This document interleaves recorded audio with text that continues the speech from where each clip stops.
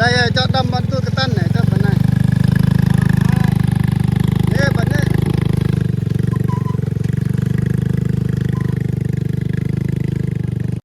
นี่มากินข้าวปลา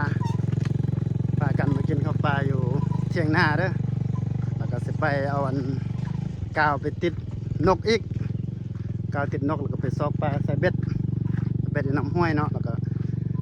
ไก่เติบแต่ว่าเขาก็เลยขี่รถมันลำบากค่อนข้างบดีเขาก็เลยวันบดีมันก็ลงมันเป็นรถสเล้งวันบดีเขาก็ลงย่างเอาให้หน้าให้ตาดูเนาะบ่ได้อัดคลิปเพราะว่าส่วนนี้ก็เป็นช่วงเฮ็ดให้เฮ็ดหน้าเด้เวียกไล่เนาะหวังว่า FC ของอันซองสบายเลอะชาแนลเนาะสิยังติดตามแล้วก็ให้กำลังใจกันวันนี้เรามากินข้าวปลาเด้อติดตามชม FC ทางไลน์เนาะกดไลค์กดแชร์ให้ได้อันนี้เด้อหนทางที่เอามากินข้าวปลาที่จริงก็เป็นทางไปหน้าหั่นแหละไปหน้าข้าเจ้าหน้าหมู่อยู่ไหนเขาก็เลยอาศัยเอารถสเล้งไปมันลำบากนิดนึงแหละทางเป็นแบบนี้แต่บ่ได้เอาได้ลงย่างเอามันอัดซ้ำบ่ได้ผสมน้ำธรรมชาติ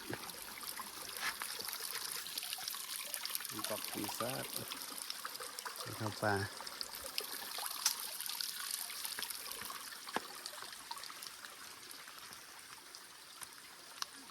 นี่มีปลาน้อยๆอยู่ในนะ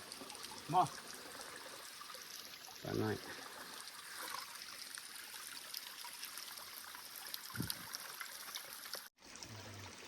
มากับทีมงานเก่าเด้อ เราทำงานเดิมเด้อวันนี้ คนเดิม มากินข้าวปลา กินข้าวปลาสกินกับย่างนี่กินกับแจ่วบ่ กินกับแจ่วแล้วนี่ พอดี แจ่ว ได้ กับผัก ได้เสบียงอาหารมักแม่นี่มักรุ่นเชียว รุ่น นี่เด้อเป็นมักไม้มักว่าเป็นภาษาลาวเอิ้นมักว่ากินกับแจ่วกินน้ำปลานี่แหละนี่ก็บ่ได้เจอกันดนเนาะหมู่เพิ่นไปธุรกิจมา ไปทำงานแล้วก็บุค่อยโดยถ่ายคลิปเด้อตรงนี้อยู่แต่ให้อยู่แต่สวนเนาะแต่สวนยางเด้อแล้วก็เราให้ปลูกข้าวปลูกนาช่วงเวลาสงกรานต์บุค่อยมีเวลาอัดคลิปวันนี้มาเจอกันก็เลยชวนกันมากินข้าวปลาคือเก่าหั่นแหละกินอยู่ปลากินแคมน้ำห้วยนี่ธรรมชาติเย็นๆเดี๋ยวติดตามชมกันเด้อท่านผู้ชม FC ของซองสบายเลอะชาแนลเนาะมันบ่ได้ให้ไปใส่เท่าแล้วก็คอยติดตามเบิ่งกันตัวนี้บ่ได้ค่อยได้ลงน้ำคลองนำมันขึ้นไวโพดเลยเข้าป่าก่อนกินแถวปูแถวป่าก่อนบ่ได้ลงน้ำ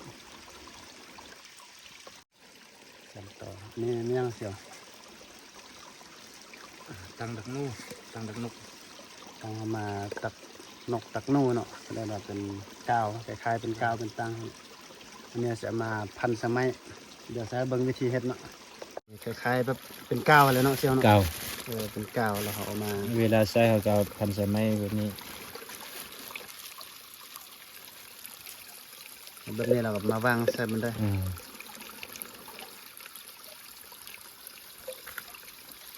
อันนี้เขามาตักนูก็ได้ตักนกก็ได้เนาะมาใส่แบบนี้เราก็มาวางแถวแบบนี้แหละแถวน้ำแถมน้ำ เป็นน้ำแบบนี้เนาะ แบบนี้ มาวางแบบนี้เงินนกก็มาจับติด แล้วนกมันลงมากินน้ำอาบน้ำตอนช่วยเนาะมันมาเหยียบใส่ไม้นี่มันก็ติดอยู่นี่แหละมันก็มาที่จะไปช่วยได้อันนี้ก็เป็นวิธีแบบบ้านๆเนาะเราไม่ได้ไปยิงไปแบบย่างที่มันหุ่นแห้งเราก็ใส่กาวแบบนี้มาติดเอากาวนี่ก็กระป๋องหนึ่งเท่าได้เสียประมาณจักพันผ่อน50,000ก็ประมาณ80 บาท1 บาทเนาะอันนี้ก็เป็นวิธีเฮ็ดวิธีเอากาวมาตักนกตักนู่นนะบรรยากาศแบบนี้ให้มาเรื่องน้ำห้วยนี่ถ้าเบิ่งว่าสิได้บ่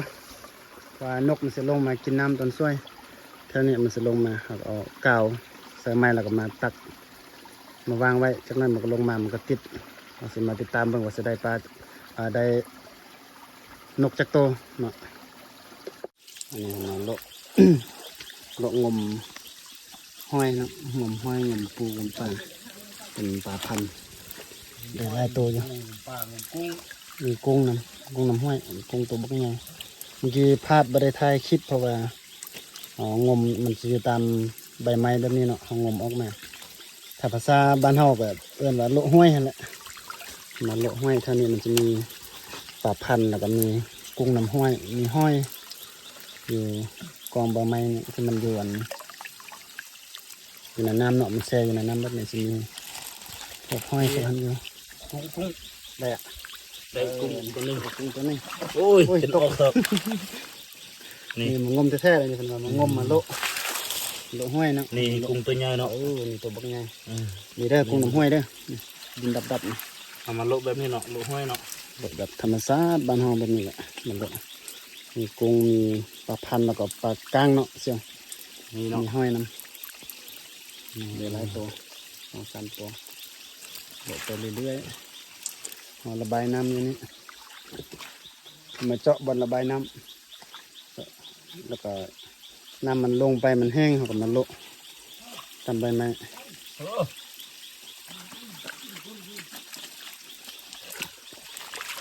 บริปูจะโตนะเสี่ย ปูบนนี้ ปูบุญมีแต่กุ้งกุ้งกับห้อย เออ โอ้นี่จะขึ้นแกง วิ่งพุ่ง แกงบักสูงๆขึ้นออมไปทางพุ่นนี่มาแบบแอดเวนเจอร์เด้อ FC ท่านใดที่สนใจเนาะอยากมาประสบภัยแอดเวนเจอร์มากินข้าวปลามาโละปลานำทีมงานสบายเลอะสแนลกับมาเด้อติดต่อสบายเลอะสแนลได้สำหรับคนที่มักแบบไปจนภัยแบบนี้แหละมาโละได้อะขึ้นได้อะทางพี่บ่ขึ้นทางพี่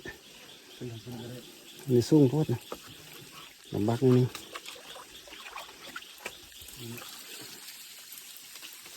มาโละตั้งแต่อยู่ปากน้ำเนาะปากน้ำอยู่โลมันมาโละโละขึ้นมาถ่ายคลิปวันนี้เพราะว่าอยู่พุ่นมันเป็นแกงแบบนี้แหละเราบ่มีโอกาสได้ถ่ายมันบ่ค่อยสะดวก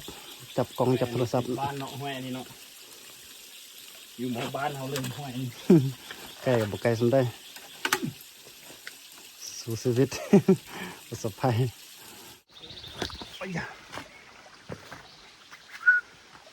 โอ้ยมือสดๆ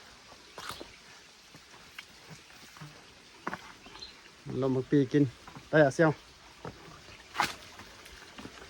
ได้อะเป็นนี่เด้อสมาโลมันงมปลาโลปลามีปูน้อยมีปูมีกุ้งอยู่ตามนี้นะสอบเบิ่งมีห้อย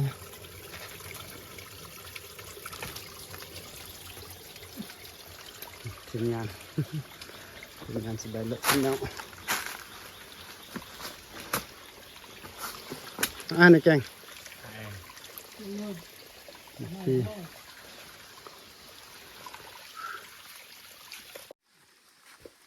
โอเคมาดังไปวันที่เข้าวัน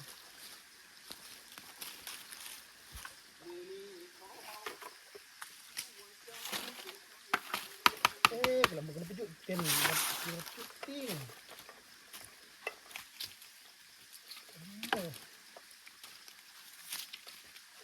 บันบัดโอ้ดังไฟกินข้าวสิมานั่งกินข้าวแบบนี้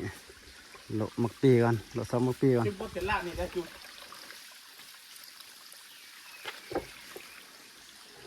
นั่งก่อไฟตั้งไฟเห็ดกินเนาะตามผมมาโลห้วยมันนี้มี2อย่างตึกไอ้ตั้งนกแดแล้วก็มาโลห้วยได้แต่โลห้วยน่าจะโอเคกว่าได้หลายกว่าโอ้ดังไฟบุกขึ้นเถอะดังไฟสรุปผลงานด้วยเสียวได้หลายบ่ นี่ทำงานมันนี่เนาะ ผลงานมันโอ้ได้กบอีกตัวหนึงกบน้ำห้วยเด้ออันนี้เด้อ น้ำห้วย หน้าตาเป็นแบบนี้ ภาษาอังกฤษเขาเรียกว่าทริก เนี่ยเป็นกบในน้ำห้วยเนาะ ใดตัวหนึ่งมันสลายมันซื้อนะรีบหินแหละอยู่นะมันหินกับจับมันเกือบบ่ได้ ไว้ตัวอยู่นี่ โอ้หลายตัว3 ตัว 3 คน3 ตัวคนละตัวมันนี่นะแล้วก็สิได้เป็นสลายเป็นปลาพันธุ์เนาะเสียเนาะมีปลากลางตัวหนึงเล็กใหญ่อยู่ปลากลางนะแล้วก็จะมีปูน้ำห้วยเนาะใส่ตำส้มนี่คักสุดแล้วก็สิเป็นกุ้งก็ไล่คือกันกุ้ง กุ้งน้ำห้วยนี่ กุ้งน้ำห้วยแซ่บธรรมชาติแบบนี้นะบ้านๆเนาะมันลงห้วยเอาห้วยกินปูกินปลาตามธรรมชาติบ้านเฮาเป็นประมาณนี้เดี๋ยวเฮาสิดังไฟทั้งหล่างนี่เนาะดังไฟเราก็เฮ็ดล่ามบังกินข้าวปลากินข้าวเราก็เสร็จเดินทางกลับเดี๋ยวพันงานปูอบเฮ็ดเมนูยังกินเชียว โอ้ปูนี่บ่ได้กินเสียว เป็นไง มันมีพญาติมีเจเลือเนาะ ทำไฟทำงานของเขาเนาะลงห้อยได้มานี่ประพันลายเติบมาเอาปลามาใส่บังนี่ให้กินเขาบ่มีหม้อเอาบังมาเฮ็ดเป็นหม้อของเขาเนาะนี่มานำเสียนเพิ่นลำบังเด้อมื้อนี้เด้อกินลำบังเป็นอุปกรณ์ของเราเอาปลาใส่ในนี้เนาะแล้วก็เอาน้ำใส่แล้วก็ไปดนไฟคล้ายๆเป็นหม้อแหละแทนหม้อใส่แบบนี้แหละปลาเป็ดอ่ะ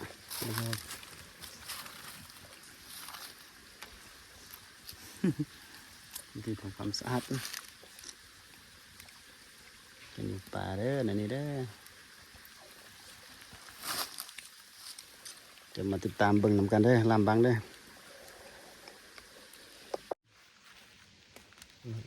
สิไปดึง อะไรสิ ปิดกระดังห้อยปงเลยนี่ หอยจีหอย เ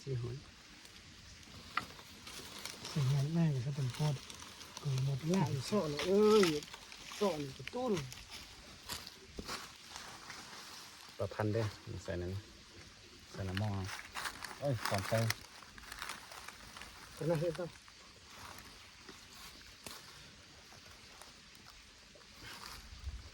กุ้ง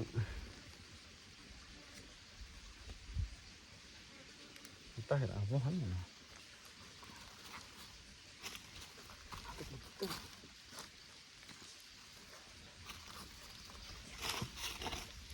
เรียบเองเราต้องเรียนตาจุดจำว่าเรียบเอง ตัวพี่มันตัว เดี๋ยวทานเรื่อยๆนี่ เนื้อ แล้ว ตักตะเกียบนมร้อยวุ้ย แข่งเรื่อยๆแข่งเรื่อย ใจรากมาต้นนี่ ๆทานเรื่อยๆแล้วอ้อมเลยกันเยอะๆอย่าง รากเนี่ยตักตะเกียบนมร้อย เอ๊ะเจ็บเบอร์สะอาด เกือบเศร้าเจ็บมากกับเศร้า พี่บอกมันพูดว่า สอดเลย ซ่อนเลย ซ้อนซ้อน เด้อกินข้าวเด้อก ระทานทีเนาะมันเป็นกล้วยธรรมชาติเนาะ จัดสถานที่นี่ก็ถ้วยไม่ได้ถ้วยมาก็ใส่ถ้วยแบบธรรมชาตินี่แหละ เผ็ดเนาะจะมาเผ็ดตะหอมเครื่องหอมเข้าโอ้ควันอันนี้คือถ้วยดิเสี่ยว ถ้วย ใส่แกงเอาเนาะเดี๋ยวถ้วยมาก็ใส่ถ้วยแบบธรรมชาติแบบนี้แหละเบิ่งแกง อันนี้ปักวักเลย สุกแล้วเนาะ ปักวักอะไรนี่ สุกแล้วฟดละโอ้คักสุดอันนี้นะฟดเด้อจากนั้นเราก็จะได้ปรุงหม้อเราก็จะได้ไปกินละอันนี้มันสุกก่อนมันเป็นปลาพันธุ์มันบ่ค่อย เป็นเลย นี่ใช้ได้เนาะครับแกงไปเดียวมันก็สุกแล้ว ยากไก่ มัน นี่เขาเมนูของเราอันนี้ก็โอ้เป็นซอยใส่ผักส้มเนาะใส่มันส้ม สมพึ่งเนาะ ส้มเพิงส้มกวักสมบรรยากาศทิวทัศน์เด้อกินข้าวอยู่ป่า ขนมกันเด้อ FC ทั้งหลาย มันเตือน นี่ จับกัน จะพูดไป ตี เทใส่ถ้วยนี่ถ้วยเอาถ้วยเป็นธรรมชาติ อ๋อถูกบ้านเมือง คัก พอดี ปลาบลงเกลือ มันเรียนลูกๆนี่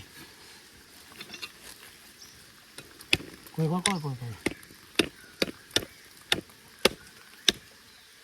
งเกลือนี่โอ้ยกันไหน ตอม มีมวยกันนี่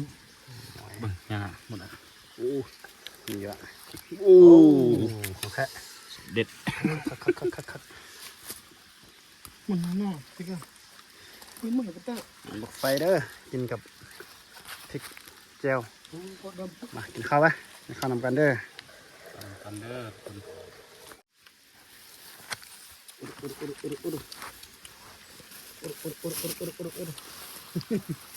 อุกไปเฮ้ยฮะ ค่อย เฮ้ย จีบเลยนะ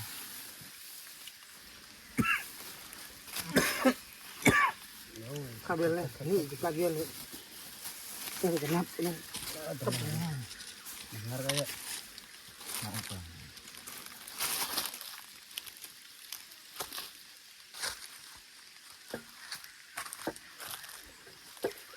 โอ้ยปัดลำini suara ya kita ke banyak udah dengar betul lahเลยข้าวนำกันเด้อ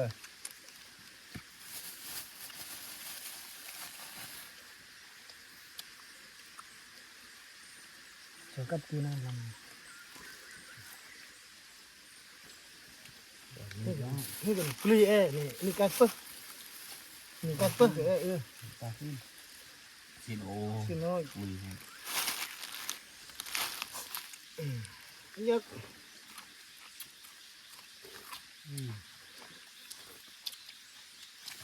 ยอด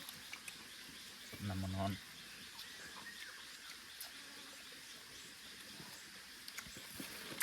saya lengkap mah tangกับtang itu kan sudah bumi buang dah tahan dah sudah bumi buang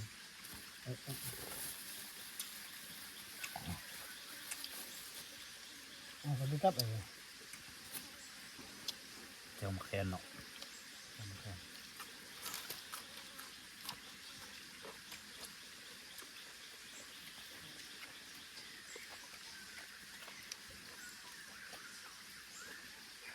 ว้าวหมดเบื่อ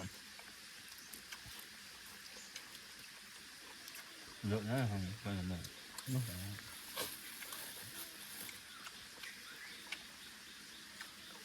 ยา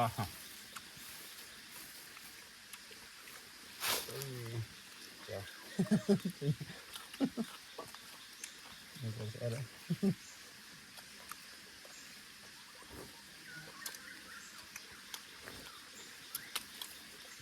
kasper nah yang kuli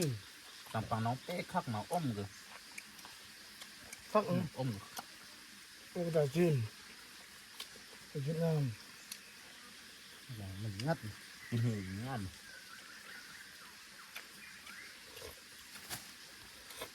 bộ rồi sắp อย่างธรรมชาติ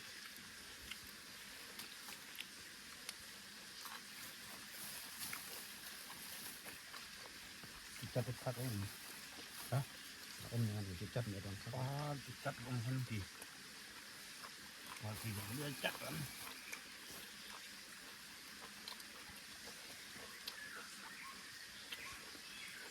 เดินลงมาหัวอม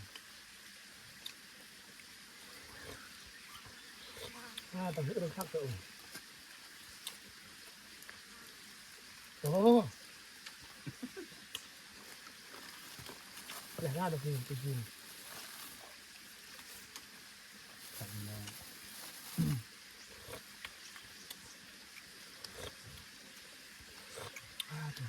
ทำครับ larang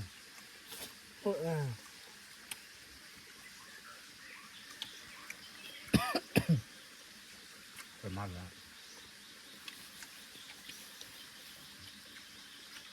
มากใช่กันออกออก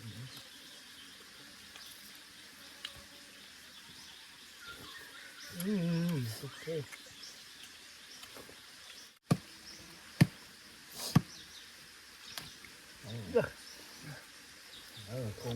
กุ้ง แล้วเปิดเลยเปิดตรงนี้ถ้าตรงนี้พี่หน่อย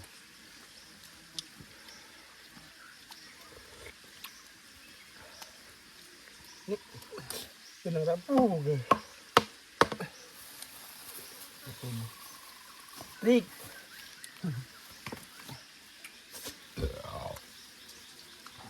ลุยอาปีแต่ตอนนั้นนั่งจุดเปิด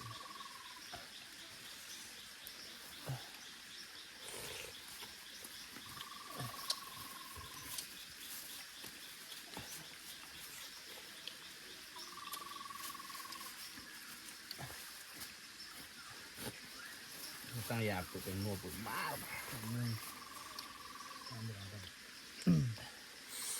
มาเสร็จหน่อยหลายเสร็จหลาย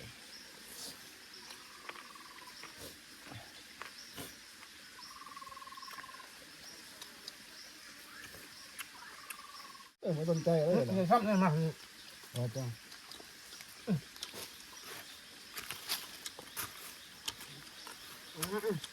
เดี๋ยวชี้ยามือยังไม่เลยย่ออมอยู่จริง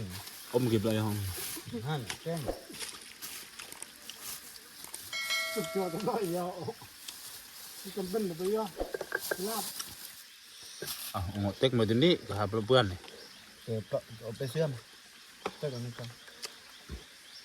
เต็กปิ๊กเยอะ อืม